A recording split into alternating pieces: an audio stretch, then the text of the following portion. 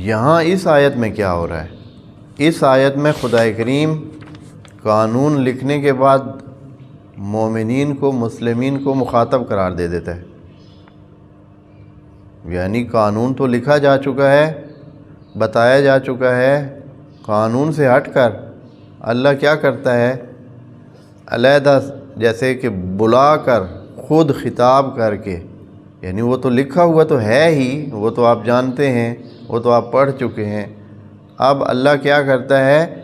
Direct خطاب کر کے مومنین کو کہ بات اگر سمجھ نہیں آئی ہے، کسی کے کانوں تک نہ پڑی ہو، کسی نے نہ سنی ہو، تو آپ مجھ سے ڈائریکٹ سن لیں۔ دیکھیں بات کیا کہتے ہیں۔ وَإِذَا طَلَّقْتُمْ، پہلے کیا کہا تھا؟ الطلاق مرتان۔ وہ جیسے قانون لکھے جاتے ہیں، قانون کسی کو مخاطب نہیں کرتا ہے۔ قانون جب لکھے جاتے ہیں وہاں کلی طور پر قانون لکھا جاتا ہے کہ جو بندہ یہ کرے گا اس کا یہ مسئلہ ہوگا، جو یہ طریقہ، اس کام کا یہ طریقہ ہے، ملک میں یہ کام اس طرح انجام دیا جائے گا، ملک میں یہ قانون اس طرح لاگو ہوگا، جو یہ مثلا کمائی کریں گے وہ اتنا ٹیکس دیں گے، جو یہ کریں گے اس پر اتنا ٹیکس بنتا ہے۔ یہ اس انداز میں قانون بتائے جاتے ہیں۔ کسی کو کہا نہیں جاتا ہے کہ وہ ملک والوں آپ نے فلاں دینا ہے، یہ کرنا ہے، وہ کرنا ہے، ٹریفک کو اس طرح دھیان کرنا ہے، فلاں قانون کو اس طرح دھیان کرنا ہے، تعلیم کے قوانین اس طرح پورے کرنے ہیں۔ کسی کو مخاطب کر کے قانون نہیں کہا جاتا۔ یہاں اس آیت میں اسی لیے اس کو تکرار نہیں سمجھنا چاہیے، یعنی وَإِلَّا یہ تکرار ہے، بلا وجہ ہے، یہ آیت اس کا کوئی مطلب نہیں بنتا، لیکن اس میں خدا کریم نے مخاطب کر کے اتنی بھیڑ سے خطرناک ہونے کی کیفیت بتا دی ہے۔ ایک ہی جگہ 7 یا 6 7 8 جملے جو ہے وہ رکھ دیے ہیں دھمکی کے، دھمکانے کے، یعنی وارننگ کے، خبردار کرنے کے 6 7 جملے اکٹھے رکھ دیے ہیں کہ یہ اتنا خطرناک مسئلہ، اتنا یعنی ہینڈل کرتے ہوئے انسانوں سے اتنی جھولیں ادھر ہو جاتی ہیں، بڑے سے بڑا انسان وہ کیا ہے، مسائل کا شکار ہو سکتا ہے، اس کو غلط راستے پہ شیطان لے کے جا سکتا ہے اور وہ دوسرے کا حق مار سکتا ہے۔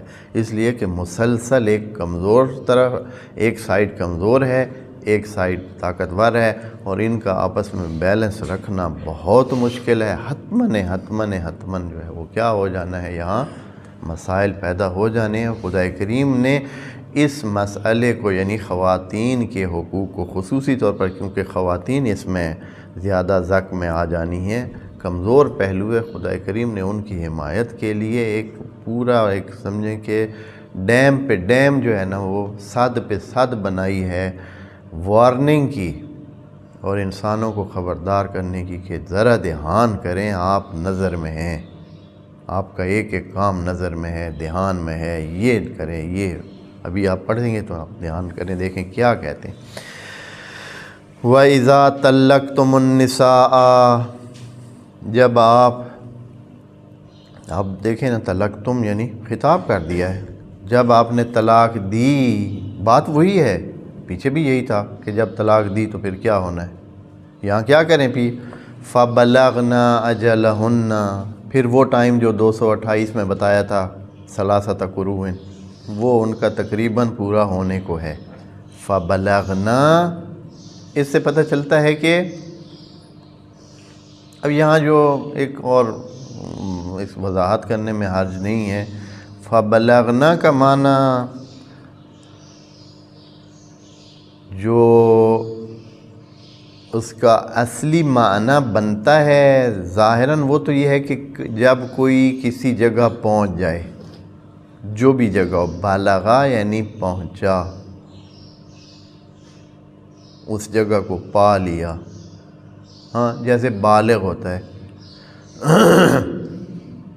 بالغا یعنی پہنچ گیا ہے، اس خاص عمر کو پہنچا ہے، یعنی جب انسان اپنی زنانہ خصوصیات یا مردانہ خصوصیات تک پہنچتا ہے،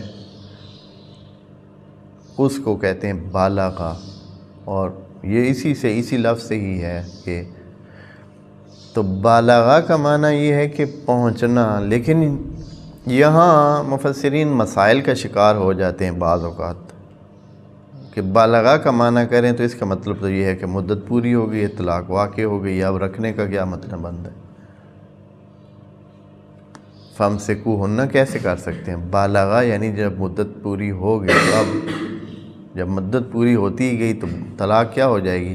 نافذ ہو جائے گی، پھر فَامْسِكُوهُنَّ بنتا ہی نہیں ہے۔ اس لیے مجبوراً کیا کرنا پڑا ہے؟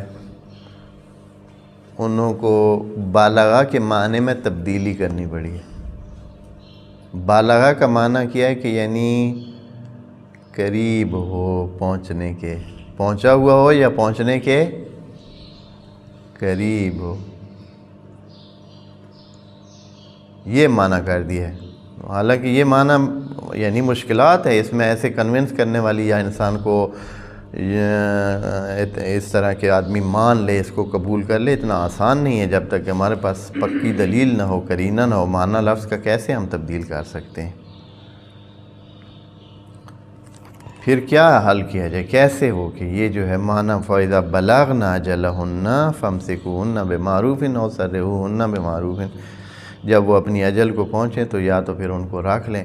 اور پھر یہ ہے کہ ایک اور اس میں خرابی یہ ہے کہ بلغنا اجلہن کا کیوں کہہ دیا ہے؟ آیا ضروری ہے کہ انتظار کرے کہ پورا وقت 2.5-3 مہینے ہو جائے، 2.25-3 مہینے ہو جائے، وقت ختم ہونے کو، تو اس وقت پھر فَامْسِكُوهُنَّ کرے؟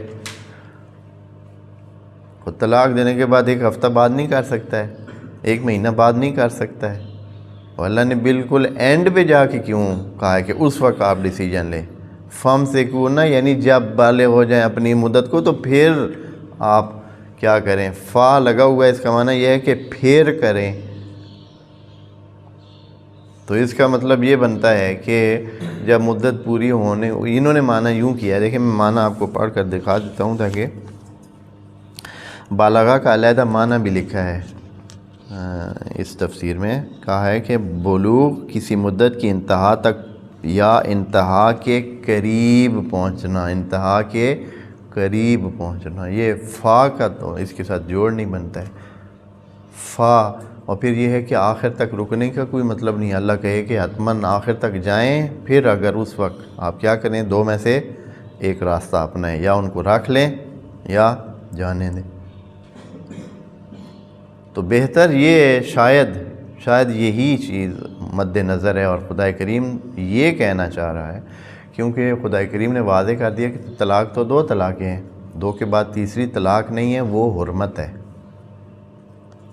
تیسری طلاق کے بعد تو کیا ہے؟ حرمت ہے۔ طلاقیں 2 ہیں، جب 2 طلاق ہیں اور پہلی یا دوسری طلاق میں ان کی مدت پوری ہو گئی ہے، طلاق پوری ہو گئی ہے، اب جو ہے 2 طریقے انسان کے پاس موجود ہیں۔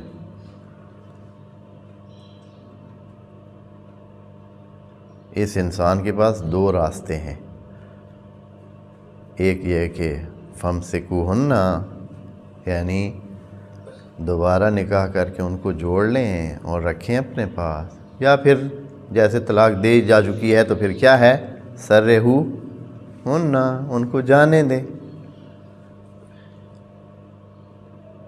جانے دینے کے لیے بھی وہی ہے کہ وہ جو طلاق ہو چکی ہے وہی جانے دینے کا پروانہ ہے، اور اگر آپ نے رکھنا ہے تو امساک کا جو طریقہ ہے شرعی کے نکاح ہونا چاہیے، نکاح کر لیں۔ یعنی اس بلوغ اجل کے بعد یہ ہے، کیونکہ طلاق 2 دفعہ ہے، یہ اب اس چیز کو تو کوئی نہیں وہ کر سکتا ہے۔ الطلاق مرتان کا مطلب پھر کیا نکالیں گے؟ اس کا مطلب واضح ہے کہ خدا کریم کہہ رہا ہے کہ یہ جو طلاق ہے 2 طلاقیں طلاق ہوتی ہیں، تیسری طلاق نہیں ہوتی، وَإِلَّا یہ قرآن کی بات غلط بنتی ہے۔ اگر ہم کہیں کہ 3 طلاقیں ہوتی ہیں، قرآن کہہ رہا ہے الطلاق مرتان، طلاقیں 2 دفعہ ہو سکتی ہیں، پھر تیسری کوئی اور چیز ہی شمار ہوگی نا، اس کو سمجھیں کہ وہ طلاق کا عمل وہ طلاق نہیں شمار ہوگی، بلکہ کیا شمار ہوگی؟ وہ حرمت شمار ہوگی، تبھی تو قرآن کی یہ بات ٹھیک بنتی ہے کہ الطلاق مرتان۔